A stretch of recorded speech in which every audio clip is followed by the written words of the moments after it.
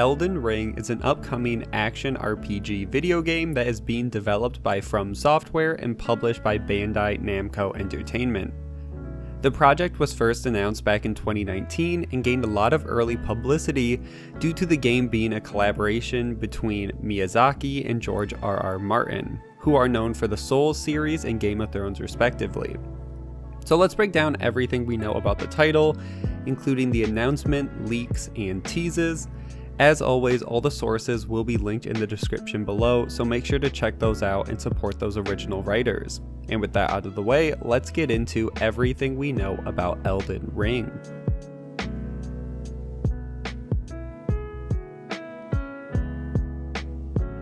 Let's start with the development of the game itself and what we know about the history. So the project was announced at E3 2019 with a cinematic trailer, and the trailer itself was very minimal, which usually helps games in this scenario where they don't show off too much about the game, and it leads to a lot of fan interaction and speculation on what this title will look like. In the description of the trailer, the team also teased that Elden Ring will be the largest From Software game to date. Now, following the release of this trailer and the reveal of the game itself, Miyazaki did an interview with Xbox about the project. He stated that Elden Ring actually started development after support for Dark Souls 3 DLC ended, so around 2017, but the development process slowed slightly during the development of Sekiro, which makes sense. The team said they try to focus on one game at a time with slight work on other titles. So it's been in development for about 2 years at the time of the release of the trailer, so we can say the start date was around 2017. Another small development detail is Yuka Kitamura, who is a video game composer and had previously worked on Dark Souls 2 and 3, along with Bloodborne and Sekiro, announced on Twitter that she will be returning as a composer for Elden Ring. So if you like the music in those games, you can look forward to this one as well.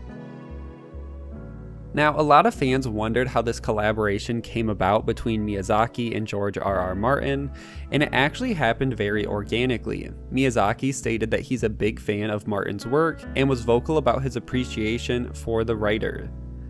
And this actually led to an executive business director to reach out to Martin to see if he would even consider helping on the project. And all parties involved were surprised when Martin took the meeting. Miyazaki and Martin had many conversations about the world they were trying to create and the game itself, and they actually brought Martin on board to write kind of the overarching mythos of the game.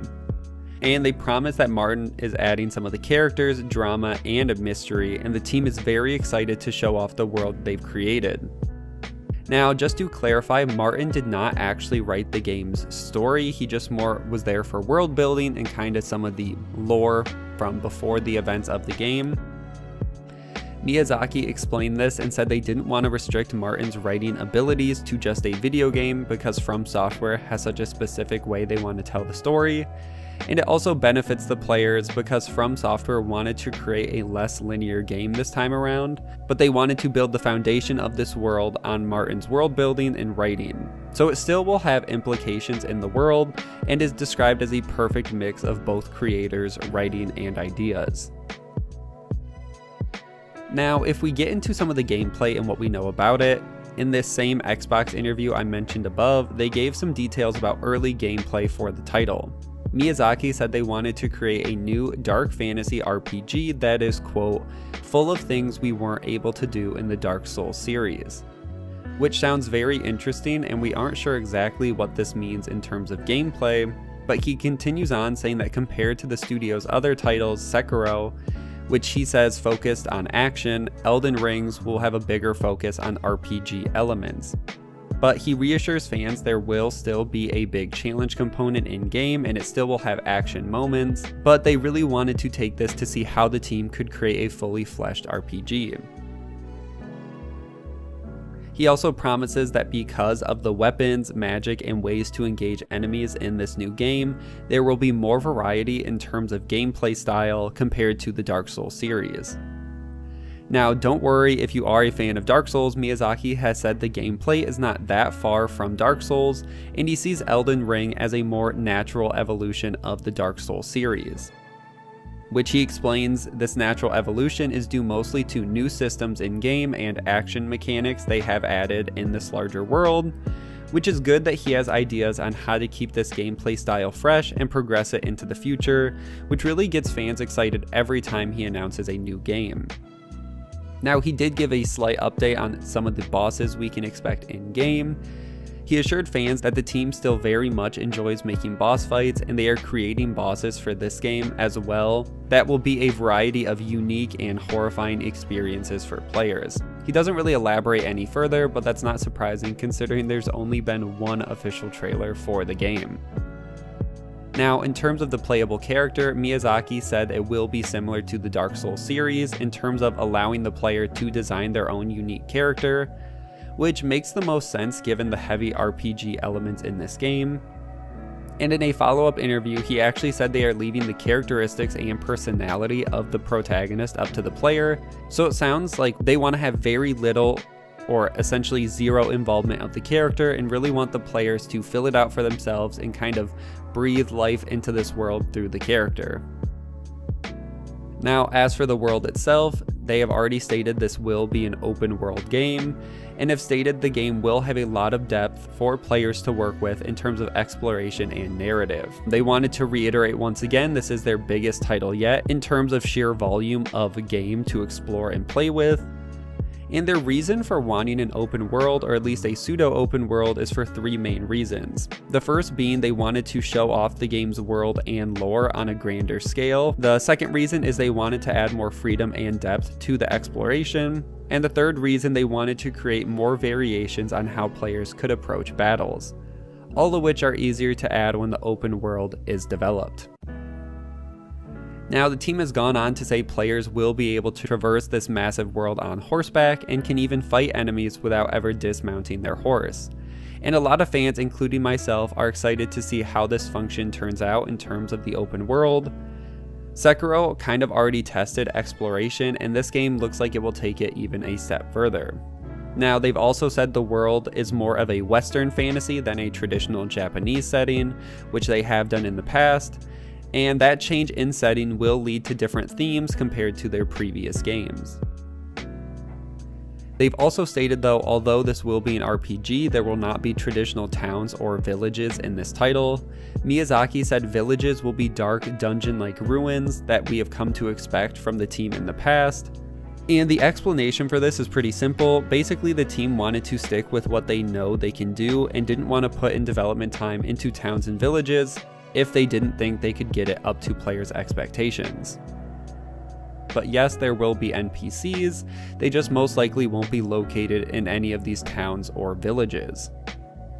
And the last thing I want to touch on about the world itself is the meaning of the Elden Ring. Miyazaki said this term is a concept that defines the world itself, and in the trailer we see this Elden Ring has been shattered and will be one of the more important themes of the game. They don't share any more details and they want players to experience it for themselves, but yes, it is a tangible object that seems to be destroyed before the events of the game starts.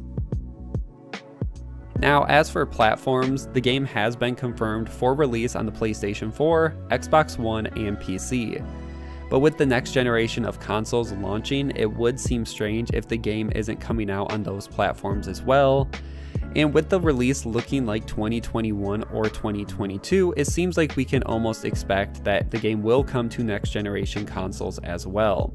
Now, this isn't confirmed, but From Software would be missing out on being a major release for current generation consoles if they decide to skip it. As with any game that is this high profile and anticipated, with seemingly very few confirmed details, there's always going to be so many leaks and rumors. There are a few that I think are worth touching on, but as always, take these with a grain of salt because there are a lot and they vary in what they say and things they are trying to get people to believe. Now, the first leak comes from 4chan in April of 2020 and is a massive list of text about the game. It claims that there will be 8 kingdoms in-game plus a final boss area. The leak says that kingdoms are bigger than any Dark Souls 3 or Bloodborne levels, and there are new versions of bonfires called Prey Sanctuaries, and there's only one in each kingdom. Now, bosses in the kingdoms will have multiple phases that are some of the most challenging bosses From Software has ever created. And before reaching the kingdom bosses, you will have to fight mini bosses as well. The open world area is called the Field, and this is where players will ride their mounts. Players start with a horse, but as they progress can unlock a wolf, bear, tiger, and even more unique animals. And some bosses will even require a mount element to defeat them. Power stances are returning with switch weapons, and leveling up is similar to Dark Souls, but there will be more layers like a talent tree. There will be a jump mechanic in this game, but players will be heavier than in Sekiro, and the jump mechanic will be more like Dark Souls.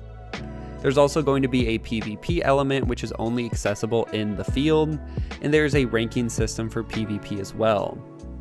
Now, within the Field itself, players will fight other mini-bosses, and the open world is going to be seamless. There are going to be no towns and villages, and we will encounter NPCs that will sell the player goods. Some of the NPC players encounter will also provide side quests that we can go on. League goes on to say there are 5 endings for the game, which depends on how the player treats NPCs and other actions in the main quest. Speaking of the 8 kingdoms, the player starts the game by spawning in one of the kingdoms, and that actually depends on how the player creates the protagonist in the customization screen. And there will also be a class to pick, which will impact which kingdom you spawn in. And the kingdoms can really be played in any order, but they will still vary in difficulty and level. Now, the main currency in this game are called limbs, and the most important limbs are acquired after boss battles, which then can be traded to an elven queen, and she will give players a unique ability. Exploration will also be a big part of the game. Just to get to the different kingdoms, players will have to traverse fields, swamps, caverns, and mountains to get to the kingdom before they can even start playing with it. So there will be a huge emphasis on exploration. Now, there's really not too much to say about this leak. Anyone who follows leaks, they are usually almost impossible to disprove unless another insider or the game company itself comes out against it. So it usually just comes down to what you believe. I kind of like this one, and I think this is probably the one I'm going to spend the most time on, just because I think some of the information sounds true, but who knows, it all could be completely wrong. The next leak came in May of 2020 and claims that From Software wanted to launch the game in early to mid 2020, but the game was delayed due to COVID, so the team actually started to work on the next generation versions of the game as well, so for the PS5 and Xbox One. The leak states the game is actually completed in terms of gameplay from beginning to end, but the team now is working on the next generation version, and they are in the optimizing stage of the game, which is why the game was delayed till Q3 of 2020, which we now know did not end up happening. But to me, this also sounds like it could be a true leak.